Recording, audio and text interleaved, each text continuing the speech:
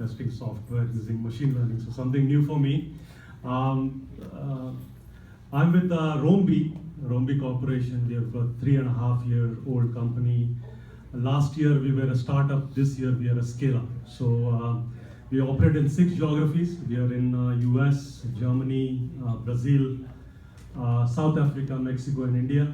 And the hard problem that we are solving is the supply chain visibility. A little bit of my background: this is my 3rd startup. My previous startup was in the RFID space.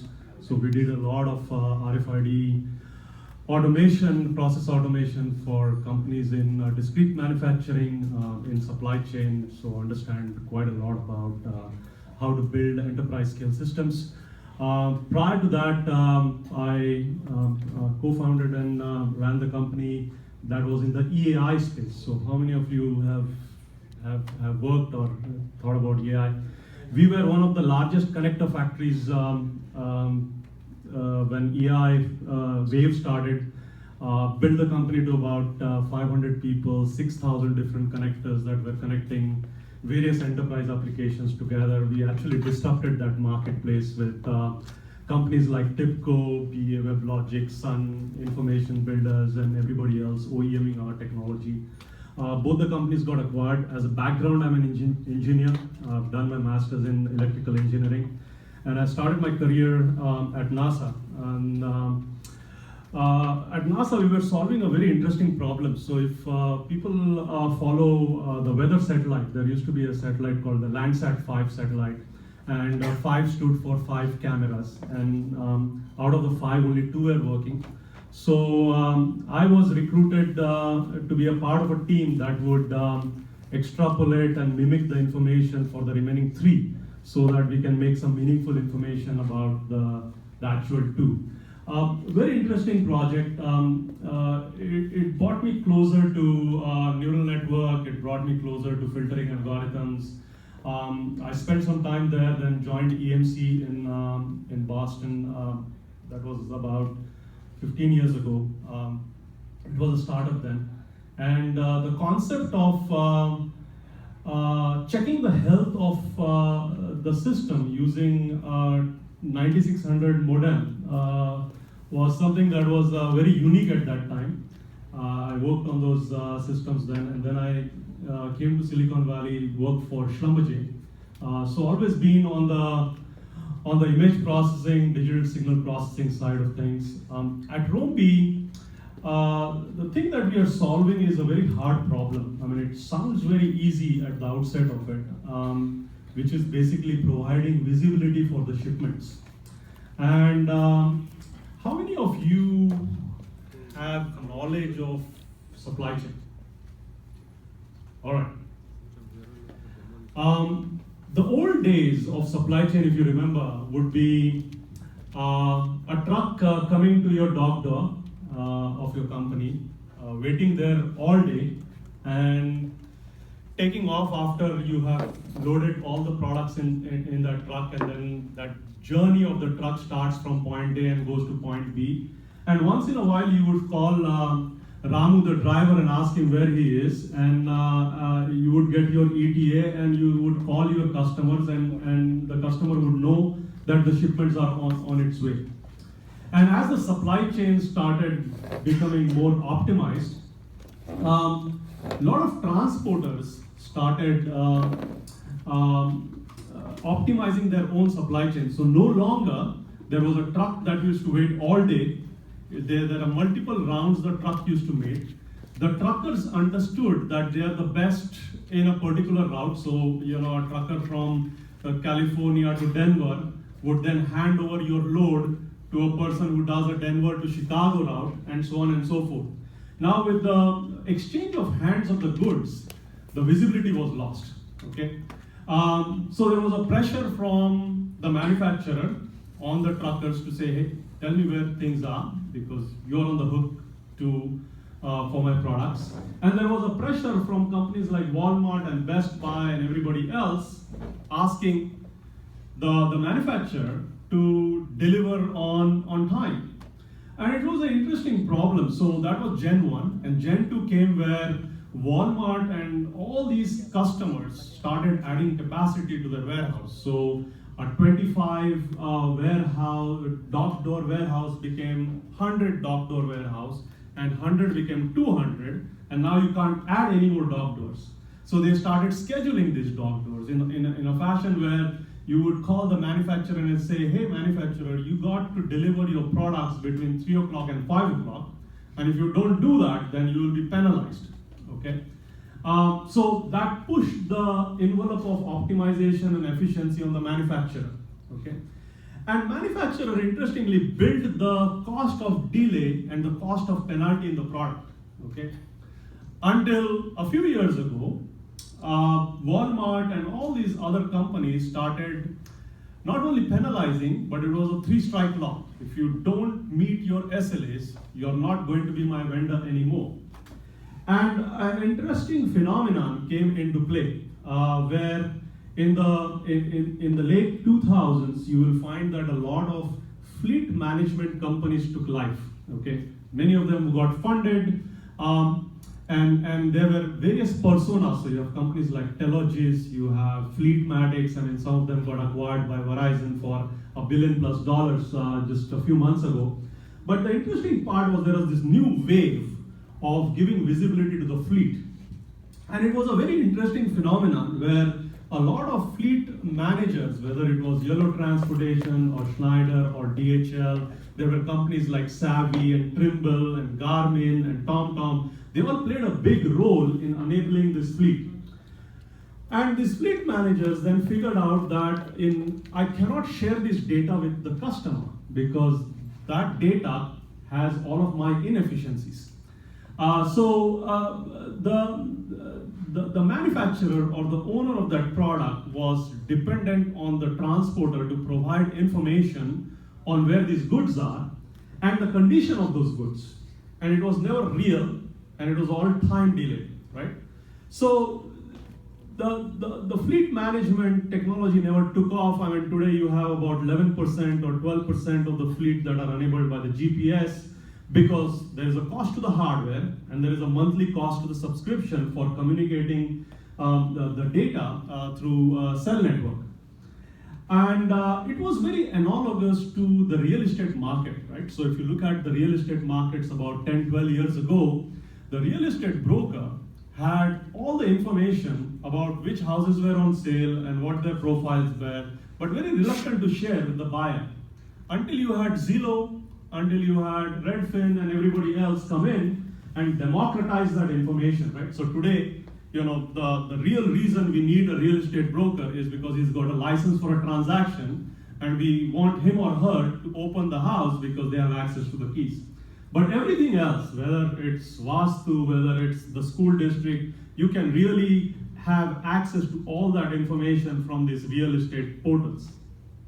Very similarly, we are trying to, if you take that example, we are trying to do something very similar in the logistics industry, right? What we are telling the owners of these goods, whether it's a Seagate, whether it's an Apple, whether it's a Sony, whether it's a Bacardi, whether it's a Glaxo, we are telling them, for the first time, you don't have to depend on the transporters to get information about your shipments. And the first time, you also get access to your conditions about the shipment and the health of the shipment. I'll get into a bit of what that means. And you don't have to be dependent on the transporter to really make your supply chain efficient, right? So it really started off with the IoT as an enabling technology, right?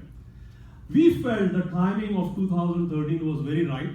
I had just got out of our RFID acquisition. It was in 2010.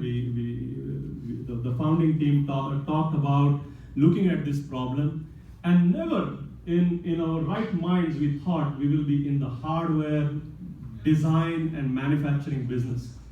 So it was a very interesting journey. The first call that came to us was from Glaxo, and the way I have gone about building companies is to find a customer first and then go build a product. So in this case, we had Glaxo who knocked on our door.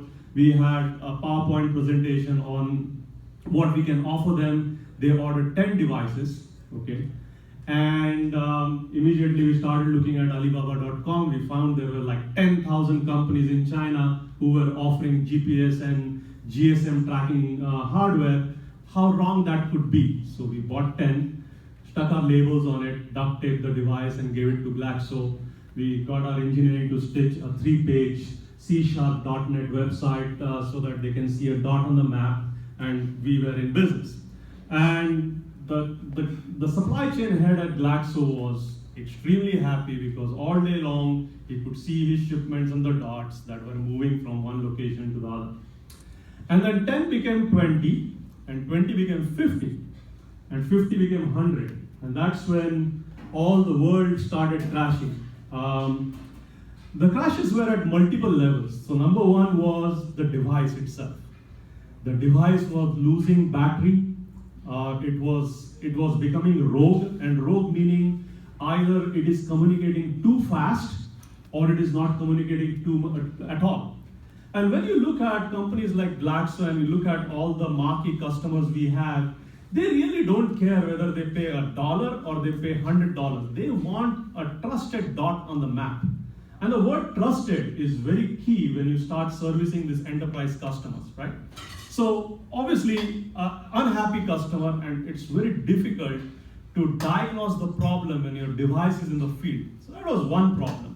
We didn't even know if the device is healthy and there is no connectivity. That's the second problem. The third problem was the customer said, look, I don't want to be entering origins and destinations for my shipments because that's taking away the efficiency. So we said, hey, no problem. We'll put a team in your office who will do that all day long. And obviously that's not scalable. And then he said, I'm very tired of looking at the dots on the map. It was a vanity when I was tracking 10 shipments, but now I'm tracking 100. I want alerts. And alerts, we built some out of the box alerts, email alerts, the truck stopped and the truck moved and it deviated and all of that things. And then 100 became 5,000 shipments. And the customer said, I don't want 5,000 alerts. I want only the 5 that are meaningful. And that's sort of how the journey of Roambee began. Okay, we are actually a predictive analytics company, which is sort of our secret sauce that we offer to our customers. But we are an ecosystem. So we have our own hardware because we wanted to control the data collection and its reliability. We have worldwide connectivity because we need that when the customer shipments go across borders. We have a platform, and there are 1,000 platforms, IoT platforms out there. Add one of ours, and then there is a whole slew of machine learning that we take into account to bring the recipe or actionable information to our customers. So let's take an example of Glaxo. Glaxo came to us and said they have service level agreements with 6,000 different transporters around the world. And the challenge they have is the SLA spells out very clearly that, hey, Mr. Transporter, you should be driving from dawn to dusk. You will only take highways. You will not stop 200 miles from origin or 200 miles towards destination. And if you do, then you will stop at the scheduled stops. And guess what? You can't implement this, right? Until there was a Roambee-like company that came in and said, we are going to take all of these business rules and we're going to do a frictionless setup in our software, and it only allow you to basically look at problem shipments, okay? And now you can imagine the complexity of the business rule because dawn to dusk is very different in different geographies. The meaning of highways is very different from different geographies. 200 miles from origin and destination is very different. And when you're doing 5,000, 10,000 shipments, you want to have some kind of a predictive method that the journey has started, and the probability that it will be going to Denver is 80% compared to going to Chicago. So there is a lot of analytics that went into looking at the probability of destination. The other interesting problem that we found is in every geography, the address was not accurate. I mean, if I know some individuals are in the logistics and supply chain space, and we all coming from India, you will find that I enter my brother's address and the dot on the map is not same as the actual building, right? Now, the dot is here, the building is across the street. If you have created a lot of logic around the dot on this map saying, every time this shipment shows up here, I will geofence it and I will terminate the shipment, I'll send all of these alerts, you will find that those logics don't get implemented because the shipment is actually going across the street. And if you do that 5,000 times across 5,000 shipments, it's a nightmare, okay? Because nothing is getting closed, nothing is getting implemented.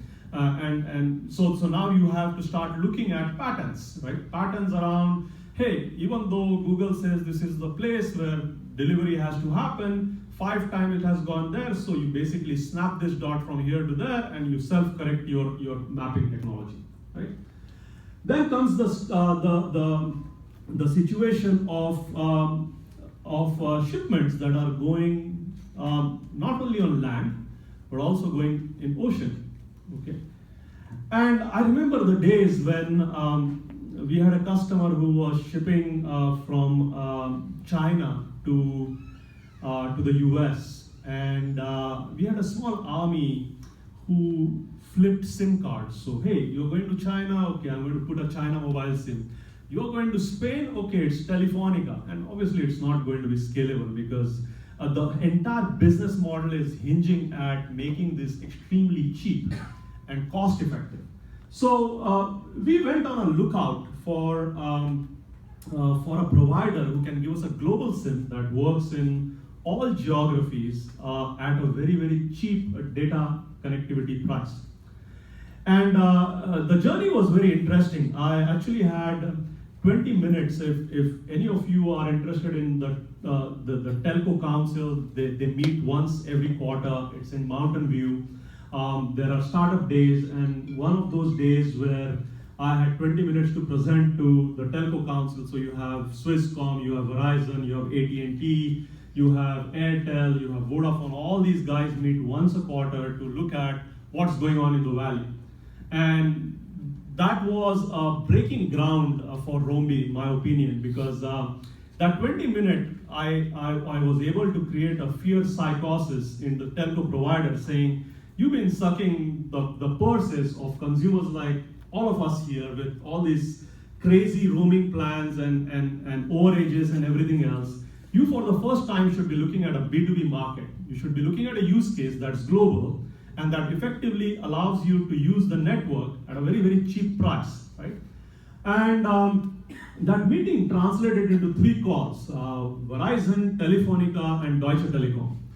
And my conversation was around anybody who can give me a SIM that will work in all the geographies and at a very, very cheap price. And all the 3 guys said, if you're interested in taking our investment, we have a corporate arm. I said, no, my business is doing good. I just need one SIM that works in all these geographies. And the sales guy that I was talking to said, hey, it's out of my portfolio. You got to talk to the boss, and boss's boss, and boss's boss, until I finally ended up having an audience with the Deutsche Telekom CEO in Germany. And in 20 minutes, he got my use case. It was all about providing visibility for shipments, for owners of those shipments without having any dependency on any carrier. And he said, I don't want to give you just the SIM. I want to do something else too. So I said, how about you give me access to your telco operator's platform in the form of an API that allows me to go and really put a trusted dot on the map. So the way our technology works in terms of data collection is our device here. It's probably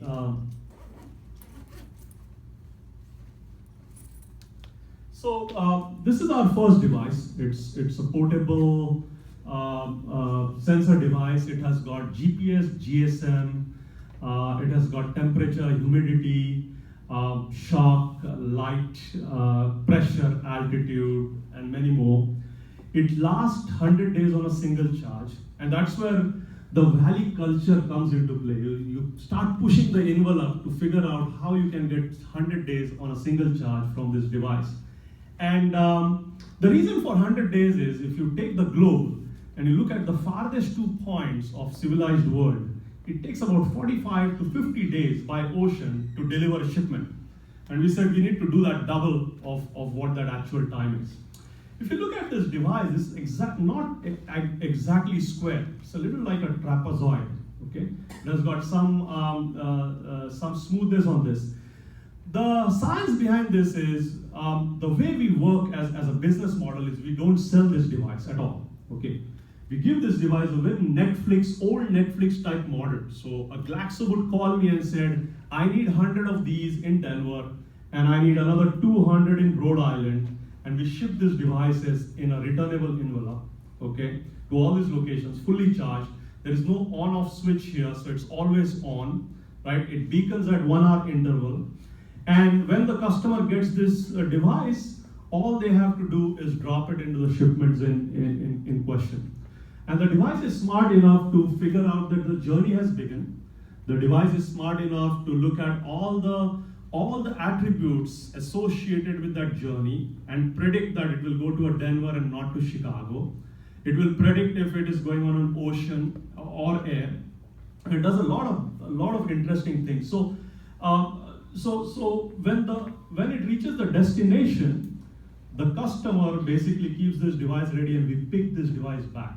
When we pick it back, it comes through our normal courier channels. Okay, it's FedEx, it could be Aramax, it could be Blue Dart, it could be anybody in that region. So we have built a very extensive reverse logistics network to get this device back. Now the issue is, if you have a square peg, it gets stuck in the sortation machines of these courier companies, these postal companies. So you really need to give an angle to this device so that when it gets stuck, it automatically gets popped out and then continues with its journey. There's a lot of science that went behind building the device. The interesting part about this device is it's a dumb device. What we have done is we have looked at this problem with a very different set of eyes. Okay, you have Trimble device is $1,000. It has got all kinds of bells and whistles. Actually, the customer doesn't need. The customer needs 2 things. The customer needs, now that you told me I'm in Atlanta, what more information you can give me to make my supply chain agile, okay? And second thing that he needs is basically, what is the condition or the health of my shipment, okay? We are doing a lot of prediction and pattern analytics. For example, looking at Baskin-Robbins, there are tons of data loggers that companies use, and these data loggers are pretty useless in my opinion because they can only give you anomalies and exceptions after the journey has ended, okay? And it's a form of taking these devices, sticking it through a USB port and looking at trends. What we want to do is we want to disrupt that industry. And the way you want to disrupt is not by telling your customers, Baskin-Robbins, that, hey, your temperature went up by 1 degree. What you want to do is you want to go a step further. You want to say, it's gone up by 1 degree, don't worry about it, you got 5 hours to fix this problem, okay? And those 5 problems, solutions to those 5 problems is going to be either you go back, because it will take 3 hours to go back to your location, or you go to your near. So now we have all of a sudden gone into a prescription analytics method that we provide to the customer, right? Just because the driver deviated from the route doesn't mean that he has theft intentions, okay? So now you're learning quite a lot from this data that we collect, and we are translating that data into actionable information. The interesting piece that we found is we started off with putting together a platform that's Dockerized, and we found that there were some messaging challenges. Messaging challenge in terms of we collecting so much of data from these devices that the messaging pipeline used to choke, because if a device goes rogue, it's communicating one payload every second, and that is enough to bring down your infrastructure. We took advantage of that rogueness and actually built rogue pattern analytics module that allows us to predict what devices in the field would go rogue and divert that traffic from your production server to another server that can do the analytics. Going back to the Deutsche days where we have now integrated with the telco provider, we today have the ability to send a heartbeat to this device anywhere in the world and have the device self-heal itself and come back on the network. Okay? And that's what I mean by the trusted dot on the map. The word trusted becomes so important that we need to start looking at pushing the envelope of accuracy, pushing the envelope of reliability and quality of our data. The other thing this device does is, with a high level of accuracy, it tells our customers if the container is in the port or a container is on the ship. Okay? And the way we do that is basically, if you go back to our old days of engineering, start looking at pressure plus altitude is equal to height. For the first time, you can combine that sensor data and start looking at and saying, hey, customer, I see there was a difference in the height that happened at this port, and there is a high probability that it's on the vessel. And the same thing is very useful in the container application. So we have customers like the Hamburg port, we have customers like the port of Oakland, and the common challenge in all these ports are there are dime a dozen technology that tells you the container is in lot number 25. But in lot number 25, there are about 7 containers, one on top of the other. Which one is yours? And for the first time, you can take the IoT implementation, combining the pressure and altitude as an example, and pinpoint to where this container is in your ecosystem. These are some things that we have disrupted from a technology side. Let me shift some gears from technology to business, okay? I have possibly danced in front of many VCs in 2013, 2014, trying to convince them that this is a technology that brings a fresh set of eyes and a truly scalable company that could, if executed well, could embark on $1 billion revenue line. And they had a very tough time understanding that, because they always looked at Roambee as a device company. They always compared us with the 8,000 Alibaba trackers that are available. And it was very difficult to explain to them that it's not about the device. It's about the visibility and the analytics that comes in. Except there was one VC when I presented him and he was, as always, grilling me. I said, forget about the device. As much as you have, Twilio, which is an API for texting and voice, you have Stripe, which is API for payments. We are API for visibility.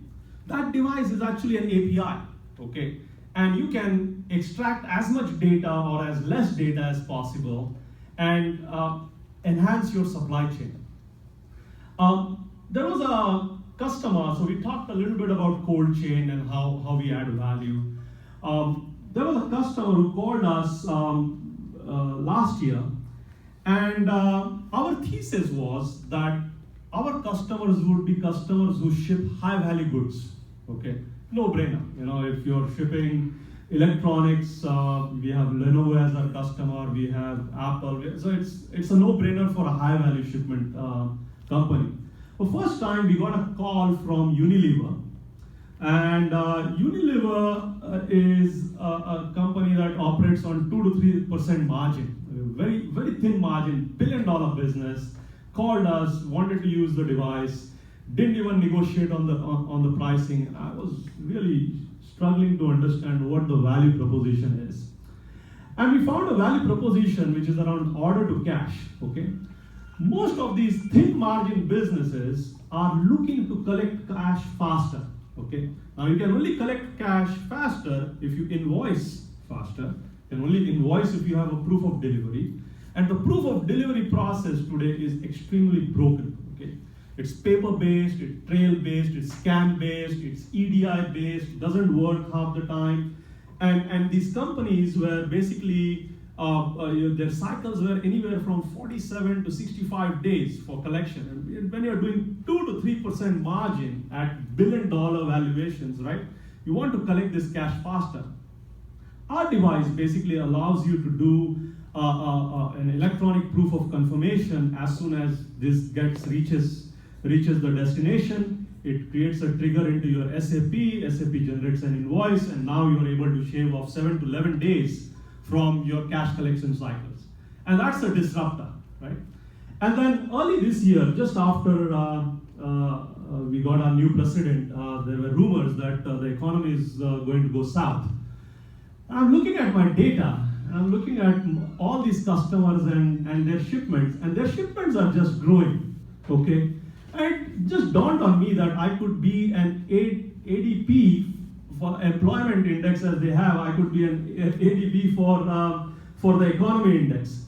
So jokes apart, we are collecting so much of data that we can start predicting, anonymizing this data, cross-sharing this across multiple borders. Customers said, this is good for a container, this is good for a full truckload, this is good for a pallet. I want to get at the packet level. And that's the dream even we have, right? So we now have a Bluetooth beacon, a BLE device that basically we provide to our customers. So this is the device. It's going back to the old school RFID days, but these are two devices. One is just location only. Other one has got temperature, humidity shock. So now you got some interesting examples. How many of you are following the losses of Flipkart and Snapdeal in India? Okay, phones become stones, and stones become diamonds, and many of the things. So last week I met their CTO who was here in the Valley, and their biggest problem is they have packages that are identified as high value and very high value goods. Okay, and they could be in plain envelopes, and the problem is theft. Okay, I asked him what does high value mean. He said high value could be an Oppo phone or a Vivo phone. I said, what does very high value mean? He said it could be a gold coin. I said, what? Somebody is ordering a gold coin out of Flipkart? And he said, yes. And I don't think we have reached that sophistication here in the US to order diamonds and gold coins off of Amazon yet. But there are individuals who are doing that. And one of the challenges he said is, I want visibility at the package level from the time it gets packed until the time it gets delivered. Okay, and so very interesting initiative. So we can provide with that beacon in each packet, we can provide real-time location and health and condition of these packets anytime, anywhere in the supply chain, right? You look at companies like BMW. So BMW is all about just in time, just in sequence. Okay, now you got all these suppliers wanting to deliver these parts.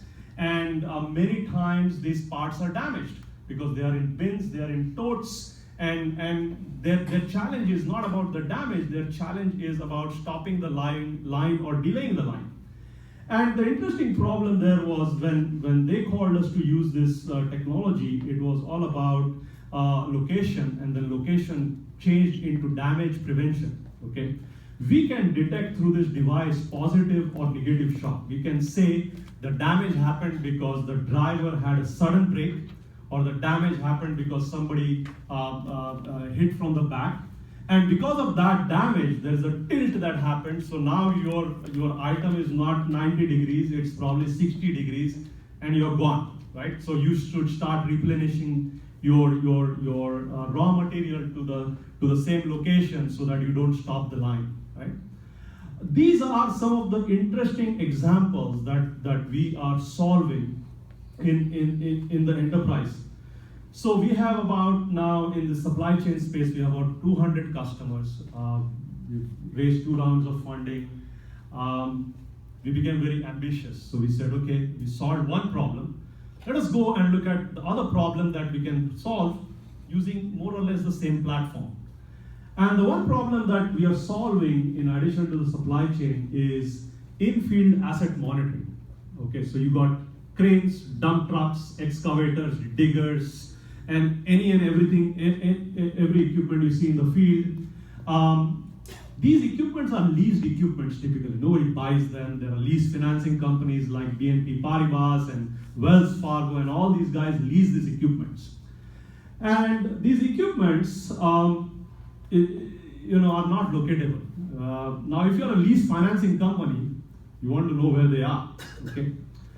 Tried all kinds of technologies in the past. For the first time, IoT-enabled technology is now solving some of these problems. So we have a device which is a flavor of that lasts 3 to 4 years on a single charge, enough the life of the lease. So it's 2 to 3 years of lease time. The device gets bolted on to this asset. Not only we are giving location, we are predicting default. Okay. Customer has no time to look at 500,000 assets that are there in California. They want to know the top 50 guys who are going to default in their next payment. And for the first time, using location-based technology, using sensor-based technology, we are able to predict that there is a customer who might default because A, he's at a location where there is no construction, for example. B, the equipment has been idle for almost 40 days. C, there is an anomaly in the way that it's moving, right? So there are a lot of these things that we are looking at and are predicting change for these lease financing companies. Our ambition is basically to add more and more use cases very similar to this. We have now started expanding on these use cases in various markets. I think the key thing that my learning from this journey was hardware has to be extremely reliable and very, very cheap. Okay, my learning was we need to involve companies like Intel, companies like Qualcomm, and everybody else, because many of these companies are so far away from the practical use cases that they are building some things that are not realistic in today's world. In a consortium setting, we can right-size those priorities. Okay, phase one, let's get to this level. Like BLE 5.0 is going to bring mesh capability. So all of a sudden, all these beacons are going to create a mesh for itself, and it's going to be miles and miles long. So now think about the possibilities of tracking every pallet, every child, every senior citizen. It's going to be very disruptive, right? Connectivity is key. So if you look at IoT, you should think about very two broad use cases. One use case is things that don't move. So you got transformers, you got utility equipment, you got smart meters, you got all these equipments that don't move. And the reason you want to look at IoT for these devices is to start looking at predictive maintenance, right? There are two ways of solving that problem. One is the hardware, where you go through the CAN bus integration, 485, all of these PLC logic integration and all of that. The second is to not looking at extracting all of the data to predict maintenance, but to start looking at symptoms. How about you putting some of these sensor devices, a vibration device, a temperature device, a shock device on a piece of equipment that's in a utility open area of Gilroy, that is giving you symptoms of, hey, the temperature went up, or there is an external vibration that's worse than what I've seen. And that symptom is good enough to address the maintenance requirement of that equipment. Sometimes what I've seen is there are a lot of companies that are looking to over-engineer this predictive maintenance, predictive analytics around equipment maintenance in ways and forms that don't really need to be done. I mean, with $1 sensor, if you can get symptoms, you are more than willing to send a technician that will cost you $600 for that trip, right? And the second use case is all about the things that move, right? The things that move are shipments, the things that move are equipment, the things that move are everything around assets in airports and ports and all of that, right? That's the one piece. The second piece is the data connectivity piece. I don't know how many of you are following, but the telco providers are rolling out new networks like narrowband IoT, Sigfox, LoRa, and these are all low bandwidth, unlicensed frequency networks that are very low powered, very suited for device to device communication, right? Comcast is a big player in that. We as a company are looking into how we can make this viral. We as a company are looking at if this is lasting 100 days, can we make it last for 1,000 days? So there's a lot of change with 5G also coming in, where data connectivity is going to be very cheap. With eSIM, virtual SIMs, you might not even need a SIM card in these devices. And truly, now you are basically adding more and more use cases to this implementation. The third layer is basically looking at the platform itself, right? So one of the things that we did compared to the other companies in the marketplace is we actually use the platform to build our application, compared to a lot of IoT platform companies who have no idea about the use case. And IoT is all about end application, right? IoT is all about business applications used by businesses. Like in our case, if you start looking at heat maps on how our portal is used, you will find rarely people go on the portal. It's all notification based. So we have now added a layer of voice where you can go to an Alexa and you can say, Alexa, tell me how many shipments are delayed, how many shipments are going to be in transit. You can basically integrate with things like chatbots with Slack and M, where now customers can basically, the operations guys who are in the field can basically start querying things that matter to them. All of a sudden, the benefits of IoT, whether it's in supply chain or just business applications, is the fact that you now have brought data to the fingertips of the lowest common denominator in your organization to take decisions. Earlier, these decisions were in the form of pie charts and graphs that were sitting in the corporate. For first time, these cheap devices have now started pushing data for intelligence at the very lowest person. It could be a driver, it could be a packing guy, it could be a security guy, it could be anybody who can take advantage of this data for decision making, right? The third thing that I have learned is basically the data itself has a life cycle, okay?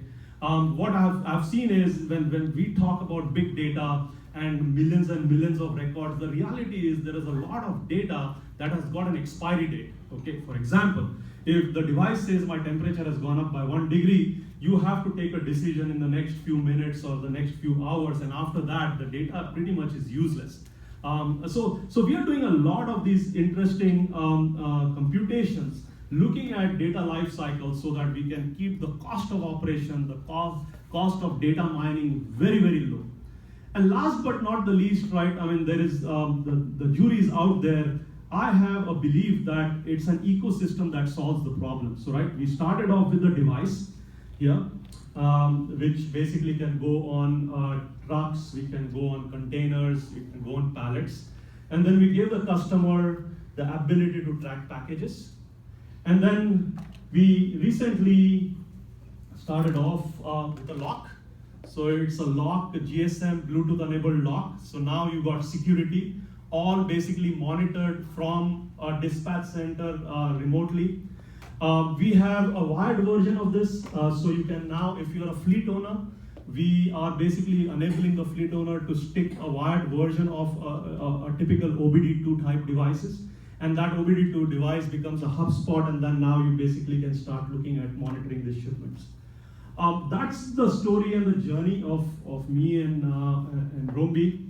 Open up for questions. Yeah. So you started off with the yellow box, which Yes. has a good form factor. So then the size came down to the beacon. Yes. So as an industry person, so where do you see this the form factor itself converging to? The next question is, if you could elaborate on the beacon. Yeah. Because you said it is a Bluetooth device and it is going tracking the item. Yes. But does it have a GSM module, or where is the battery coming Sure. Good questions. this conversation. No, I think we'll take 5 questions, so please come over here. Your question can also be audible. And then once dinner start, of course, we can informally ask. But those who have questions, please line up over here. You can repeat the question for others. Yeah, I'll repeat. So the question was, you started off with the yellow device, right? And then you went to the beacon. How does the beacon communicate? Where do I see this device size go? That's number one. And number two was basically, how does this beacon tell you the location of the parcel? The device is going to become smaller and smaller. I think if anybody is following battery technology, there is a lot of technology around aluminum thin air. There is a lot of technology that can basically take redundant vibrations and store it in a supercapacitor that will allow you to last for so long. I think there is a lot of innovation that's happening. I think this device very soon will become disposable, right?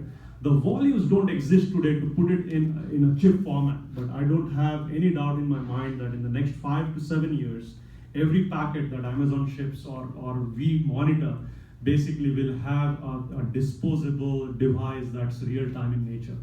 And the real playing field here is also the network. Like how stupid is it that we are basically building IoT devices, but you are running on the same network that is carrying voice and data, right? And it's so expensive from a power perspective. Imagine the amount of energy it takes to latch on to a cell tower from point to point. I mean, it's just crazy. So if that infrastructure comes in place, this device will go much smaller. The second question is around this beacon. So, no different. We call it the tile for enterprise. The way the tile works is, as long as it's close to your phone, everything is in good shape, and it's having the integrity if it's away from the phone. So our customers are implementing it in a very interesting fashion. This device is sitting at the dock door. So anything that goes into the truck is basically counted and collected. There is this device that is also in the truck. So then at any point of time, you have knowledge about all the assets in the truck. And then when it goes to the destination, if it's a B2C model, then you have a phone of the driver that's looking at that data and transmitting it. And if it's a B2B model, then there is a yellow device that is sitting. So the yellow device is a multi-purpose device that we have built. It acts as a hotspot. It's a BLE receiver. It is Wi-Fi and everything else in between. Yeah. So I have to say I loved your talk. Every time I was going through a question in my head, but what if this challenge comes up and you were basically dealing with it real time? So your last 4 years might have been really interesting. My question is a couple of things. First of all, at Intel we have this thing called Liquid. It's a product that actually is trying to do something very similar. Might want to take a look at it. You can talk offline. The second thing is that you talked about the disposability of these devices, right, and package level. I'm curious if you've actually looked into LoRa, Sigfox, or one of these other low power networks, because you're looking at very low data transmission. Yes. So what's your thought on that? Yeah, I think LoRa and Sigfox and these are very interesting network architectures and topologies. The unfortunate part is basically we'll end up with all of it, right? And now you got the increase on the device. The chip for LoRa basically is $65. That basically increases my cost of the device. Our goal is to track billions and billions of packets, right? So anybody can guess how much do I charge for tracking a shipment? Few cents. Yeah. Yeah. Something very cheap than that. Okay. So this device is $1 a day. Okay, and this device is 20 cents a day, right? And our goal is basically to disrupt the market with everything that we have. And we are blessed to have a lot of customers who have supported us, growing from 10 to 1,000 to 10,000 and to 100,000. Right. Yes. Oh, I had a very nice talk. I was following your description of the evolution of the size of these devices. So I'm actually, first when I was in the first talk here, I thought I was in the wrong meeting because I'm actually a hardware guy. Okay. So what what you described, that shipment monitoring, asset monitoring requires various kinds of sensors, and so what happens comes from a sensor field, and it was very encouraging for me to hear that that you are going from the container to the pallet to the box and now to the unit. Because what we have done, and I should discuss with you later, is that we have developed this sensor technology where all these environmental parameters that you mentioned, today they are in a discrete form, they are on a board level. Yeah. We put all of them in one chip. Yep. So we have developed this chip, which is around 3 millimeters in size, which will do shock, vibration, acceleration, tilt, pressure, altitude, temperature, humidity, sound, flow in one chip. Wow. Okay. So this is really, designed for, you sort of confirm. We've been in business for around 2.5 years, and we have seen a lot of interest in our product, so we want to discuss with you later, but I think what you described is truly what the IoT is all about, that you measure, gather all the information from the different sensors, and then you make sense out of it doing analytics. Absolutely. I mean, the sky's the limit. I was talking to Chiquita. 50% of bananas come from Panama. And the old days where the bananas used to ripe on the tree or close to ripe on the tree, and it used to get into a container and come to the US. Now the bananas are ripening during the journey, okay? And one of the challenges they have is they have no idea. If it is overripe, it's a throwaway. So you have to ripe it right, because the containers sometimes basically the fruits basically exposed to gases, various kinds of gases that aid or accelerate the ripening process, and you need sensors to basically tweak those. Okay, so that's sort of one example. I mean, I've seen a lot of such examples where customers are coming to us, like Apple comes to us and says, "Yeah, I loaded 300 boxes in the truck and I could only count 299. Guess what? Nobody stole that one box. It just happens that one box in that dark corner in your container, which is very hard to see, right? So now you basically start looking at spectrometer, or you start looking at sonar, basically to look at what's missing, right? How do you start calculating this shipment? There is a patented thing that we are working on, which is a location-based RSA, right? One of the problems that a lot of the customers have is when the packet is received, Khanderao signs for it, but how do I know he is the guy who actually took possession of that packet?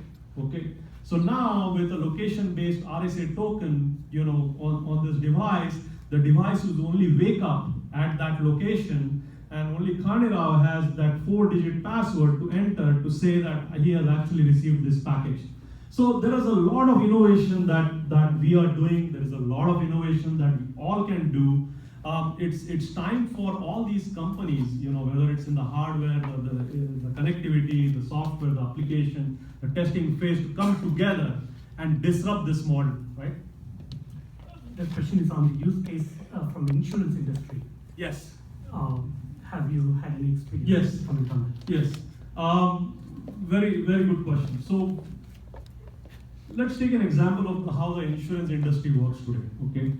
So I have a shipment of ice creams, and I'm supposed to maintain at 20 degrees, okay? And as long as I maintain at 20 degrees, I pay $1,000 premium to the insurance company. And Khanderao also has an ice cream factory, and he also pays $1,000 for 20 degrees, okay? As long as you have proof that it was 20 degrees, life is good. Now, Khanderao is a very meticulous person, and he keeps his temperature at 12 to 14 degrees. And I'm the bad boy, goes from 12 to 19, 19 to 18, 18 to 17, 17 to 12, 12, 19. Who is the riskiest person? Okay, I'm the riskier person, but I'm paying the same premium that Khanderao is paying. Okay, for the first time with the introduction of sensor technology, you can start looking at risk.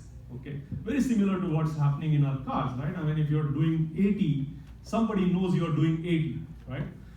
These are things that are going to change the business models of a lot of these companies. I mean, we are talking to some of the large equipment providers, like Home Depot and all. Everybody wants to go on a pay-per-use basis, right? No longer you have to pay for 2 days of this washing machine when you have used only for 5 hours, right? But in order to do that, you start collecting real data that are quantifiable and billable, right? I mean, one of the things that we have in our SLA is if the device is not communicating for more than 4 days, that day is a free day. And if the device doesn't communicate at the end of the journey, the entire journey is free. A lot of these transparent pricing models will come into play, and now you are all of a sudden in an environment where now you have to define your own billing solution. So IoT is going to change the landscape in many ways, right? I mean, the old school is not going to work the way it is, and companies and teams and enterprises need to innovate faster so that we can adopt this technology in a much more better fashion. Yeah. Thank you.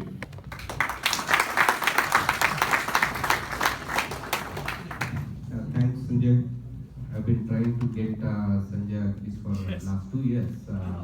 GITPRO World Conference also a couple of times missed, and I wish GITPRO, like an organization, was accessible to me when I started my first company. I have learned a lot through failures. Those were the days where you had very few mentors. So I'm blessed to be here.